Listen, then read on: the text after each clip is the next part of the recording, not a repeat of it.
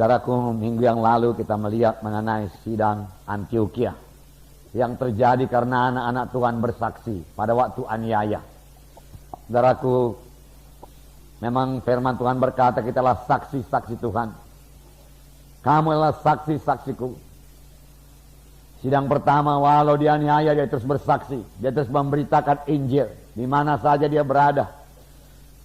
Dia tidak malu mengaku Yesus. Dan firman Tuhan berkata, dan tangan Tuhan menyertai mereka itu.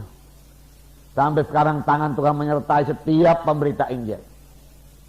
Sampai sekarang tangan Tuhan menyertai firman-Nya dan meneguhkan firman itu dengan kuasa dan tanda jahit. Firman Tuhan belum kehilangan kuasanya. Lalu sejumlah besar orang selamat di Antioquia. Kabar itu sampai ke Yerusalem. Lalu Yerusalem mengutus Barnabas ke Antioquia untuk mengajari sidang di Antioquia. Barnabas merasa dirinya kurang cukup, lalu dia panggil Saulus. Dia bisa bekerja sama anak-anak Tuhan, bersama hamba-hamba Tuhan. Dia kerja sama, Lalu firman Tuhan berkata, sidang Antioquia berubah dalam tempo setahun. Dia jari terus, Dia jari. Lalu untuk pertama kalinya di Antioquia disebut orang Kristen, pengikut Kristus. Dari sini kita belajar, saudaraku, tidak cukup hanya menginjil saja. Sesudah diinjili mereka perlu dimuridkan. Tidak cukup jiwa itu, saudaraku, selamat pada hari Minggu. Kita bersyukur lebih daripada 200 jiwa-jiwa diselamatkan tiap-tiap minggu, saudaraku. Itulah pekerjaan Roh Kudus. Tapi tidak sampai di situ saja, saudaraku. Masih banyak harus kita kerjakan lagi. Saudaraku, kita harus mengunjungi mereka, amin, saudaraku.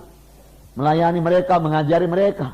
Jika mereka kebaktian lagi, saudaraku, pada hari Rabu di kelompok sel, hari Minggu, saudaraku, di kebaktian Minggu. Setelah mereka belajar firman Tuhan. Di samping itu, saudaraku, kita siap sedia membimbing dia daripada firman Tuhan. Amin, saudara.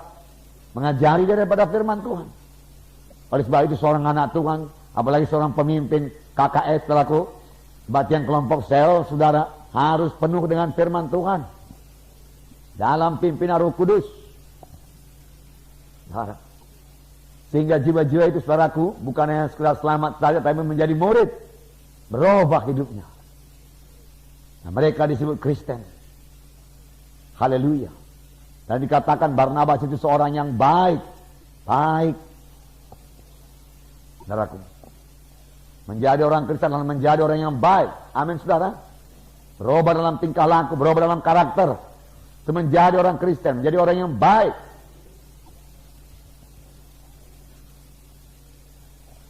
Haleluya.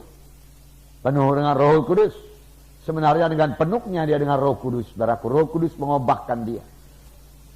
Dia sendiri mau berubah. Roh Kudus menolong. Nah, dia berubah. Oleh hati yang baru, hati yang baik. Yang berbuat baik. Sejumlah orang, jumlah besar orang bertobat. Kemudian mereka mengajari terus, tinggal 1 tahun lamanya di Antioquia.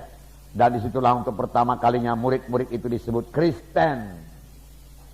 Artinya pengikut Kristus. Hidupnya berubah. Haleluya. Nah, saudara yang kasih dalam nama Yesus, jadi tidak cukup penginjilan saja.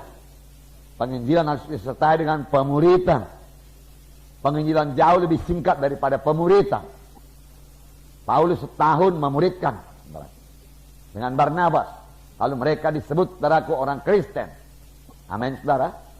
1 tahun dia jari. Tiap-tiap hari. Dia jari.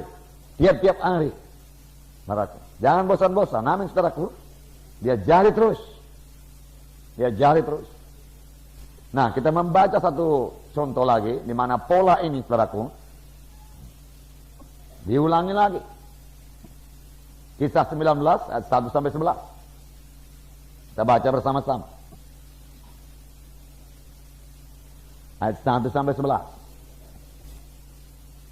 Mari kita baca bersama-sama.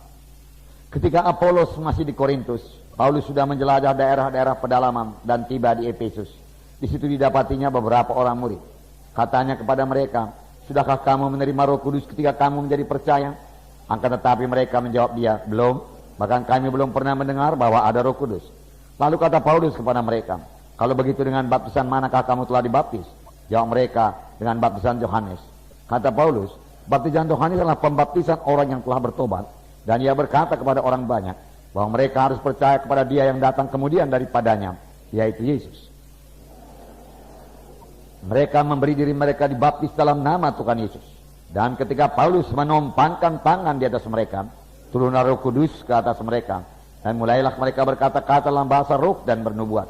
Jumlah mereka adalah kira-kira 12 orang. Selama 3 bulan Paulus mengunjungi rumah ibadah di situ dan mengajar dengan berani. Oleh pemberitaannya ia berusaha meyakinkan mereka tentang kerajaan Allah. Tetapi ada beberapa orang yang tegar hatinya. Mereka tidak mau diyakinkan, malahan mengumpat jalan Tuhan di depan orang banyak. Karena itu Paulus meninggalkan mereka dan memisahkan murid-muridnya dari mereka. Dan setiap hari berbicara di ruang kuliah Tiranus. Hal ini lakukannya 2 tahun lamanya. Sehingga semua penduduk Asia mendengar firman Tuhan, baik orang Yahudi maupun orang Yunani. Oleh Paulus Allah mengadakan mujizat-mujizat yang luar biasa. Bahkan orang membawa sabut tangan atau kain yang pernah dipakai oleh Paulus dan meletakkannya di atas orang-orang sakit, maka lenyaplah penyakit mereka dan keluarlah roh-roh jahat.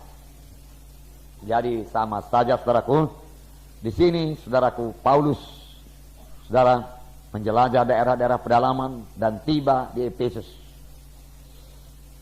Itu Roh Kudus yang memimpin, seorang rasul selalu bergerak. Penginjil juga demikian, dia selalu bergerak. Dia rindu jiwa-jiwa selamat. Bergerak mengabarkan Injil, bergerak mengabarkan Injil. Lalu dia bertemu dengan beberapa orang murid. Lalu dia bertanya kepada mereka, sudahkah kamu menerima Roh Kudus tatkala kamu percaya? Tapi jawab mereka, saudaraku, sangat mengherankan, belum pernah. Bahkan kami belum pernah mendengar bahwa ada Roh Kudus. Heran juga, kalau begitu dengan baptisan apakah kamu dibaptis? Kami dibaptis dengan baptisan Yohanes. Sebenarnya Yohanes, saudaraku, mengerti baptisan Roh Kudus. Amin, saudara. Yohanes telah menceritakannya. Kemudian daripada aku akan datang seorang, membuka tali kasutnya pun aku tidak berlayak. Aku mempersiapkan jalan baginya. Yohanes Pembaptis berkata, aku membaptis kamu dengan air, tetapi ia yang datang kemudian daripada aku, dia akan membaptis kamu dengan Rohul Kudus dan api. Ya, saudaraku, Yohanes tahu. Boleh jadi Yohanes tidak memberitakan kepada mereka ini, saudaraku, orang-orang di Efesus, karena mereka dibaptis, saudaraku, di dalam dengan baptisan Yohanes. Boleh jadi juga bukan Yohanes Pembaptis yang bersaksi kepada mereka, melainkan orang yang sudah mendengar Yohanes Pembaptis. Dan Paulus, saudaraku, tidak meragukan keselamatan mereka. Berarti mereka sudah selamat, saudaraku. Karena mereka percaya kepada, bukan kepada Yohanes Pembaptis, saya percaya kepada apa yang diberitakan Yohanes Pembaptis, yaitu mengenai seorang yang datang kemudian daripadanya, yaitu Tuhan Yesus. Kemudian Paulus menanyakan satu pertanyaan yang penting. Sudahkah kamu menerima Roh Kudus tatkala kamu menjadi percaya? Seharusnya menerima Roh Kudus pada saat percaya. Amin, saudara. Tidak usah tunggu dulu, saudaraku, beberapa bulan, beberapa minggu. Pada saat percaya, terima Roh Kudus. Karena bagi kamulah perjanjian itu, dan bagi anak-anakmu, bagi seberapa banyak orang yang telah dipanggil oleh Tuhan Yesus Kristus,